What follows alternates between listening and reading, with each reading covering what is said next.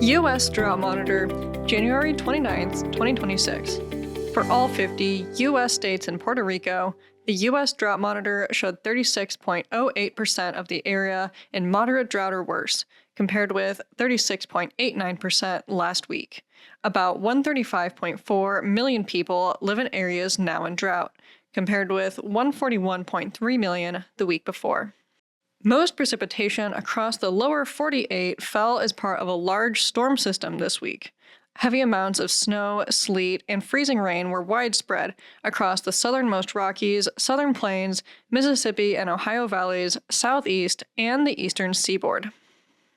Numerous locations across Pennsylvania, New York, and New England recorded 1 to 2 feet of snow or snow and sleet.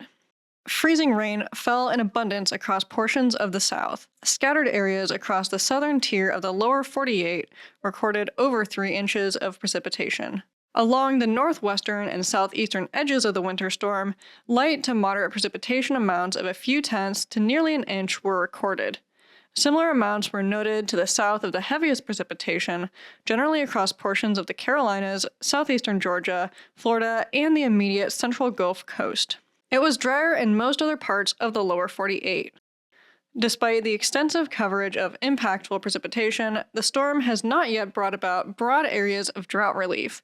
Improvements were made where some of the heaviest precipitation fell, but Arctic air in the eastern states froze some precipitation that could eventually help ease drought conditions. Drought degradations occurred in parts of the High Plains and interior West, plus Florida and Alaska. Mixed conditions of mostly improvements occurred in parts of the Northeast, Southeast, and South. Improvements occurred in parts of Michigan, New Mexico, and Arizona. The U.S. Drought Monitor is produced each Thursday through a partnership between the National Drought Mitigation Center at the University of Nebraska-Lincoln, the USDA, NOAA, and NASA. Visit droughtmonitor.unl.edu for more. NDMC helps people everywhere reduce vulnerability to drought. Learn more about our work at drought.unl.edu.